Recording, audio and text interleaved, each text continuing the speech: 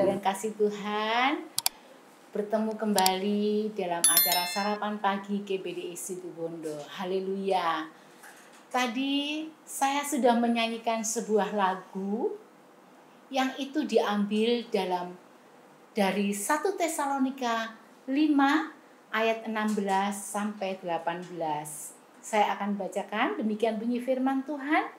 Bersukacitalah senantiasa, tetaplah berdoa, mengucap syukurlah dalam segala hal, sebab itulah yang dikehendaki Allah di dalam Kristus Yesus bagi kamu.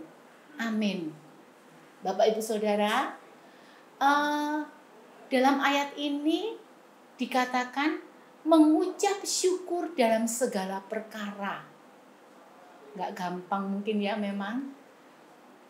Kalau situasinya baik-baik saja, aman-aman saja, sehat-sehat saja, gak ada kendala, mungkin kita gampang disuruh nyanyi, disuruh mengucap syukur. Seperti tadi pujian yang sudah saya nyanyikan, hati senang, berdoa senantiasa, mengucap syukur dalam segala hal. Tetapi bagaimana jika situasi itu sebaliknya?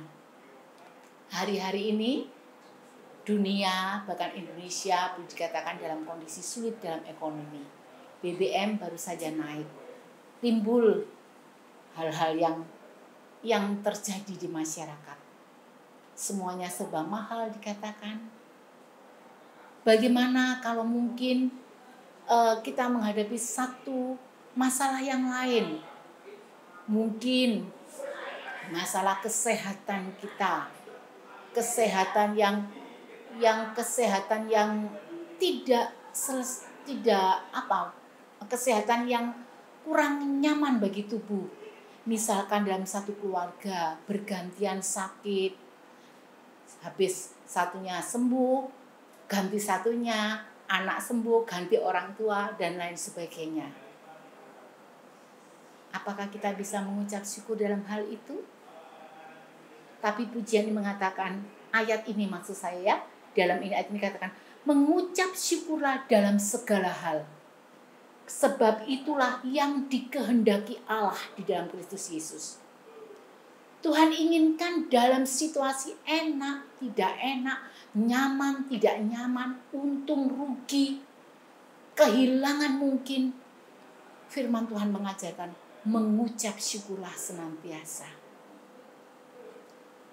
Kalau kita ingat contoh dari tokoh Alkitab yang ada di Perjanjian Lama, salah satunya Ayub, ya, kita tahu cerita Ayub itu bagaimana, mungkin tidak asing bagi kita.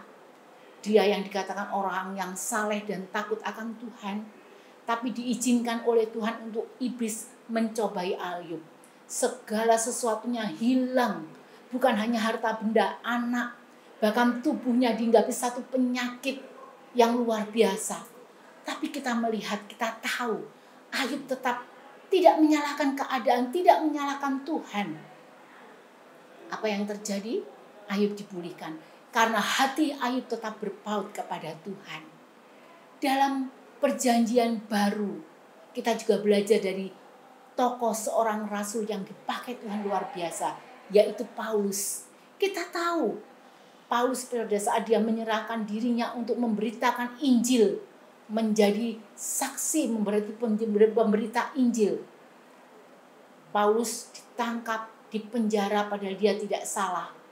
Bukan hanya itu, apa yang dikatakan Paulus di dalam 1 Korintus 4, kita akan baca. Dalam 1 Korintus 4 ayat 11 dan 12 dikatakan, sampai pada saat ini kami lapar, haus, telanjang, dipukul, dan hidup mengembara. Kami melakukan pekerjaan tangan yang berat. Kalau kami dimaki, kami memberkati. Kalau kami dianiaya, kami sabar. Ini Paulus katakan dalam suratnya. Dia mengalami lapar, haus, telanjang, dan lain sebagainya. Dia dimaki.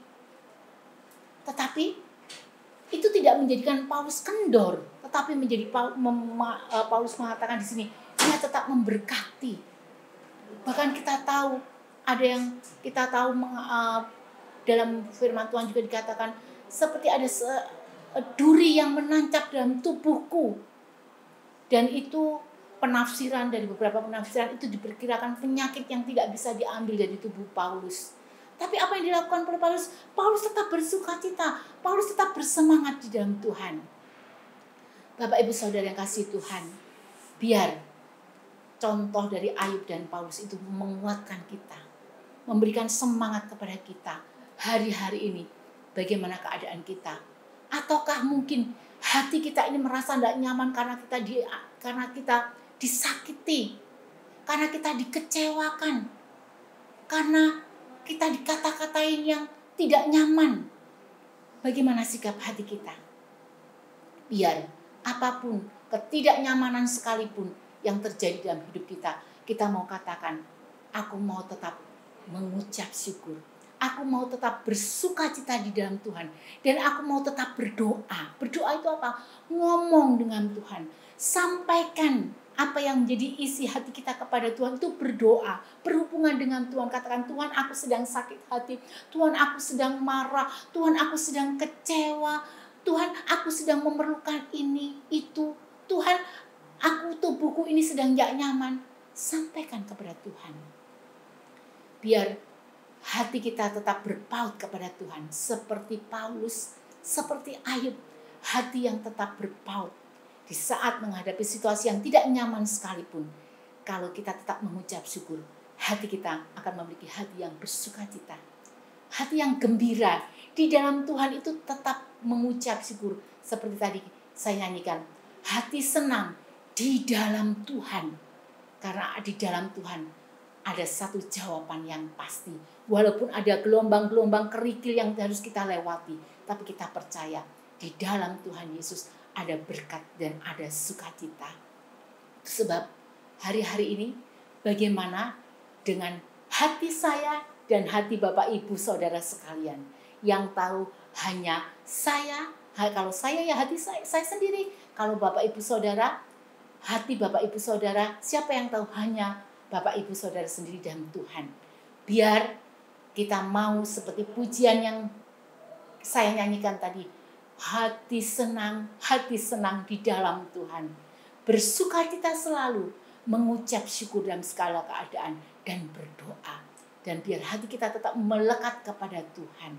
Biar hari-hari ini tetap kita bukan hanya bisa mendengar pujian ini, ataupun bisa hafal lagu ini, tetapi intinya apakah kita bisa mempraktekkan firman Tuhan? Apakah kita bisa melakukan firman Tuhan dalam situasi apapun juga? Biar kita mau berkata kepada Tuhan, Tuhan ajar kepada aku untuk aku memiliki hati yang tetap bersyukur kepada Tuhan. Hati yang tetap berpaut kepada Tuhan. Bukan hati yang berkeluh kesah, bukan hati yang kecewa, tapi hati yang benar-benar, hati yang terus dimurnikan sesuai dengan kebenaran firman Tuhan. Puji nama Tuhan, biar hari ini kita mau tanya pada diri sendiri, bagaimana hatiku hari-hari ini? Biar hati kita tetap memiliki hati yang bersyukur, bersukacita, dan melekat kepada Tuhan. Puji nama Tuhan, ini renungan yang dapat saya bagikan pada pagi hari ini. Kiranya dapat memberkati kita semuanya. Selamat pagi, selamat beraktivitas. Tuhan Yesus memberkati kita semuanya. Amin.